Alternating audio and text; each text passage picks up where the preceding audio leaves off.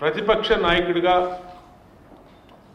ప్రతిపక్ష పార్టీగా వైఎస్ఆర్ కాంగ్రెస్ పార్టీ ప్రతిపక్ష నాయకుడిగా జగన్మోహన్ రెడ్డి పూర్తి స్థాయిలో విఫలమయ్యాడు. కనీసం రాష్ట్రంలో జరుగుతున్నటువంటి అభివృద్ధిని కానీ పేదలకి అందుతున్నటువంటి సంక్షేమ పథకాలు కానీ కనీస అవగాహన లేనటువంటి ప్రతిపక్ష నాయకుడు ఉండటం అనేది రాష్ట్ర ప్రజలు రాష్ట్రం చేసుకున్నటువంటి దురదృష్టకరం. ఇవాళ ఒక విజిటింగ్ ప్రొఫెసర్గా తెలంగాణ రాష్ట్రంలో ఉంటూ నెలకో 2 నెలలకో ఒకసారి ఆంధ్రప్రదేశ్ వచ్చి ఏదో విధంగా ప్రజల్ని రెచ్చగొట్టాలి.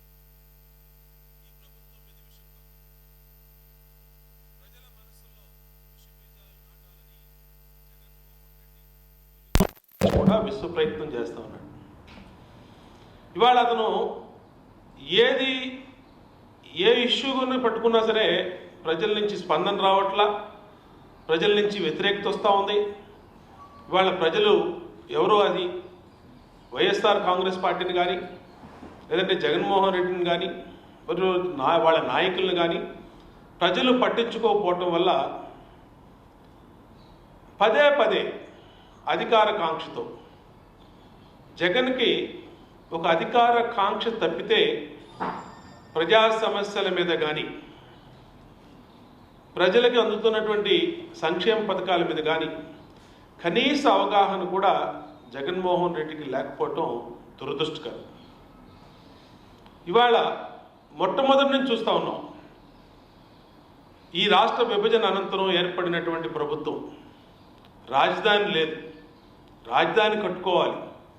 ఇవాళ ప్రాణ సమానంగా చూసుకునే భూమినన్నా రైతులు 33,000 ఎకరాల భూమిని ఇవాళ రైతన్నలు రాజధాని కట్టుకోవడానికి ఇస్తే దాన్ని భరించలేడు.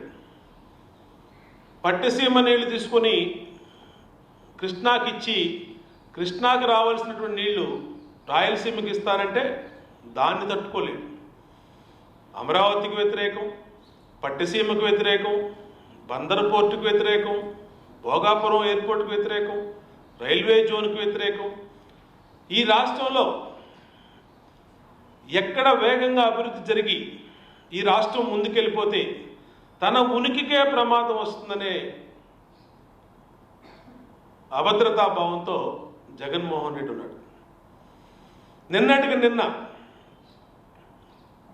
ఆరోగ్య సేవల మీద ధర్నా అన్నాడు. కనీసం వాళ్ళ పార్టీ నాయకులు కూడా ఎవరు కూడా దాన్ని ఆమోదించినటువంటి విషయం. గత ప్రభుత్వాలు ఏదైతే ఆరోగ్యశ్రీ అని పెట్టి అది కొంతమంది ప్రజలకే లబ్ధి చేకూరేటట్టు కొంత శాతం మందికే ఆరోగ్యశ్రీ అందేటట్టు చేసినటువంటి ప్రభుత్వాలు గత ప్రభుత్వాలు. ఇవాళ ఎన్టీఆర్ వైద్య సేవ గ్రామంలో ఉన్నటువంటి చివరి పేద కుటుంబంలోని సభ్యుడికి కూడా వైద్య సేవలు, అత్యున్నత వైద్య సేవలు, కార్పొరేట్ హాస్పిటల్స్. ఇవాళ అపోలో ఆసుపత్రి నుంచి 222 సెంటర్ని, ప్రైమరీ హెల్త్ కేర్ సెంటర్స్ని వారి చేత నిర్వహించబడతా ఉంది. అంటే కనీసం అపోలో హాస్పిటల్ గుమ్మం తొక్కడానికి కూడా భయపడే పేద ప్రజానికానికి అపోలో హాస్పిటల్ని వాళ్ళ ఇంటి పక్కకే తీసుకొచ్చిన ఘనత తెలుగుదేశం ప్రభుత్వాన్ని. ఈ ప్రభుత్వానికి పేదల ఆరోగ్యం పట్ల, ప్రజల ఆరోగ్యం పట్ల చిత్తశుద్ధితో వ్యవహరిస్తూ ఉన్నాం. ఇవాళ అపోలో హాస్పిటల్ నుంచి అపోలో వాళ్ళకి 222 ప్రైమరీ హెల్త్ కేర్ సెంటర్లు వాళ్ళ నిర్వహణలో ఇచ్చి బ్రహ్మాండంగా ప్రతి కేంద్రానికి కూడా చిన్న చిన్న ఆరోగ్య సమస్యలు కానించి పెద్ద పెద్ద ఆరోగ్య సమస్యలు కూడా టెక్నాలజీని ఉపయోగించి అత్యాధునికమైన వైద్యాన్ని అందిస్తుంది తెలుగుదేశం ప్రభుత్వం. గత ప్రభుత్వాలు 10 సంవత్సరాలుగా ఎంత బడ్జెట్ ఆరోగ్యశ్రీకి కేటాయించినాయి, తెలుగుదేశం ప్రభుత్వం వచ్చినాక ప్రజల ఆరోగ్యం, పేదల ఆరోగ్యం పట్ల ఎన్ని కోట్లు వెచ్చించిందో ఒక ప్రతిపక్ష నాయకుడిగా ఆయనకి ఇన్ఫర్మేషను సీఎం కోర్ డాష్బోర్డ్లో కానీ లేదంటే ఆయనకు ఉన్నటువంటి ప్రతిపక్ష నాయకుడు హోదా మీద ఏ అధికారిని అడిగినా 2 నిమిషాల్లో ఇస్తారు. కానీ ఆయనకి ఏంటంటే ఈ రాష్ట్రంలో పేద ప్రజలు ప్రశాంతంగా ఉండటం ఇష్టం లేదు. నిరంతరం వాళ్ళని ఏదో ఒక ఆందోళనతో పెట్టాలి, వాళ్ళ మనసుల్లో ఆందోళన రేకెత్తించాలనే ఆలోచనే జగన్మోహన్ రెడ్డి గారి ఆలోచనలా కనబడతా ఉంది. ఇవాళ మొన్న వ్యాఖ్యలకి ఆంధ్రప్రదేశ్ హెల్త్ మినిస్టర్ కామినేని శ్రీనివాస్ డైరెక్ట్గా చర్చకు సిద్ధం అని చెప్పి ప్రకటిస్తే ఎందుకు తోక ముడిచాను? ఎందుకు ఆ సవాల్ని స్వీకరించలేదు? నువ్వు ఒక ఇష్యూని పట్టుకొని ఆ ఇష్యూ మీద లేనిపోని అభాండాలు వేస్తూ ప్రభుత్వం మీద అవాస్తవాలు చెప్తూ ప్రభుత్వం చర్చకు సిద్ధం, వాస్తవాలు చర్చిద్దాంరా, పోనీ ఫ్యాక్ట్ అండ్ ఫిగర్స్గా వెళ్దాంరా, ఇవాళ ఎవరు కూడా అబద్ధాలు చెప్పడానికి లేదు. ఇవాళ 900 కోట్ల రూపాయలు ఎన్టీఆర్ వైద్య సేవ మీద అత్యధిక బడ్జెట్ని ఖర్చు చేస్తున్న ప్రభుత్వం చంద్రబాబు నాయుడు గారి ప్రభుత్వం. ఇవాళ 2,76,000 శస్త్రచికిత్సలు ఎన్టీఆర్ వైద్య సేవలో చేశాం. లక్షల మందికి కంటికి రెప్పలాగా ఈ ప్రభుత్వం వాళ్ళకి ఏ ఆరోగ్య సమస్య వచ్చినా సరే కంటికి రెప్పలాగా ముఖ్యమంత్రి చంద్రబాబు నాయుడు గారి ఆధ్వర్యంలో తెలుగుదేశం ప్రభుత్వం పేదవాళ్ళని కాపాడుతూ ఉంది. అది కూడా భరించలేకపోతే అది దురదృష్టకరం. ఇప్పటికైనా చెప్తా ఉన్నాం, ప్రభుత్వ సంక్షేమ కార్యక్రమాలపైన నీకు ధైర్యం ఉంటే బహిరంగ చర్చకు సిద్ధమా జగన్మోహన్ రెడ్డి? నువ్వు ప్రతి దాన్ని కూడా ప్రభుత్వం మీద ఉసుకొల్పుదాం, లేదంటే ప్రభుత్వం మీద ప్రజల మనసులో విషబీజాలు నాటుదామని చెప్పి చేసే ప్రయత్నాలని ప్రజలు నమ్మట్లేదు. నిన్న ధర్నాలు పెట్టావు. ఏ జిల్లాలో? నీ పార్టీ కార్యకర్తలే పట్టుమని 10 మంది రాలా.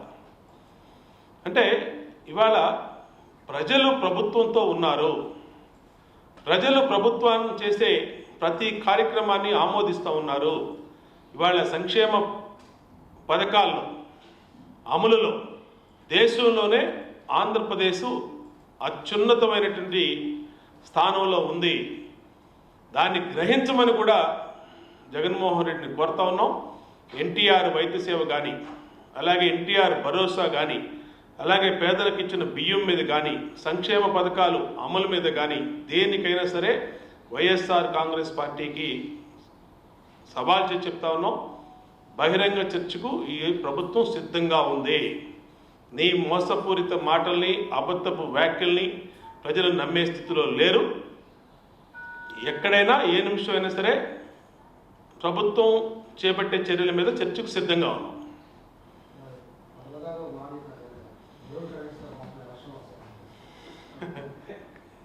కలల సామ్రాజ్యంలో బతుకుతున్నాడు జగన్మోహన్ రెడ్డి. అంటే వాస్తవిక ప్రపంచానికి దూరంగా, ఇందాక అదే చెప్పా, ఎప్పుడూ కూడా అధికార కాంక్షతో ఉండే వ్యక్తులకి ఆ అధికారం ఎంత త్వరగా వస్తుందా అనేది, ఎంత త్వరగా ఆ పీఠం ఎక్కేద్దామని అతనికి ఉండేమో కానీ అతన్ని ఈసారి ప్రతిపక్ష నాయకుడు చేయడానికి కూడా ప్రజలు సిద్ధంగా లేరు. ఎందుకంటే ఒకసారి నీకు అవకాశం ఇచ్చారు, ప్రతిపక్ష నాయకుడిగా నీకు అవకాశం ఇస్తే దాన్నే సద్వినియోగం చేసుకోలేనటువంటి ప్రతిపక్ష పార్టీ వైఎస్ఆర్ కాంగ్రెస్ పార్టీ, ప్రతిపక్ష నాయకుడు జగన్మోహన్ రెడ్డి. తెలుగుదేశం కూడా 10 సంవత్సరాలు ప్రజల పక్కన ప్రతిపక్షంలో ఉన్నాం. ప్రతి నిమిషం కూడా ప్రభుత్వ తప్పిదాలని ఆధారాలతో సహా ఆ రోజున ఎండగట్టాం. మేము చెప్పినటువంటి ప్రతిదాన్ని కూడా కోర్టులు స్వీకరించిని, న్యాయస్థానాలు ఆమోదించిని. అలాంటిది ఇవాళ ప్రతిపక్ష నాయకుడిగానే లేనివాడివి నువ్వు, ప్రజల ఆమోదం లేనివాడివి. రాబోయే రోజుల్లో నువ్వు అది జ్యోతిష్కులు నమ్ముకోను నువ్వు పగటి కళలో తెలంగాణలో కంటం మానే ఇప్పటికైనా వాస్తవ ప్రపంచంలోకి రా. లేదంటే సంవత్సరంలోపు ఎన్నికలు ఏ విధంగా వస్తాయో చెప్పు. నువ్వేదైనా కుట్ర చేయదలిసావా? నేను మొన్న కూడా చెప్పా, ఈ ముఖ్యమంత్రిని ఏమైనా చేయదలిసావా? లేదంటే ఈ ప్రభుత్వాన్ని ఏదైనా చేయదలిసావా?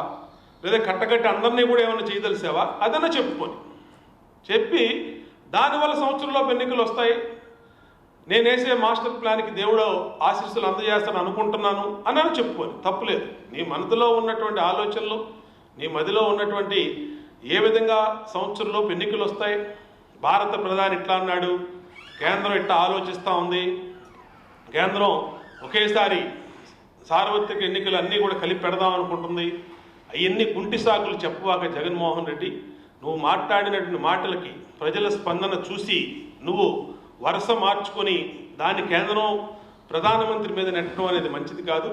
నువ్వు ఏ కుట్రలు చేస్తా ఉన్నావో అదన్నా బయటపెట్టు, నీ మనసులో ఆలోచనలన్నా బయటపెట్టమని అతన్ని కోరుతావు.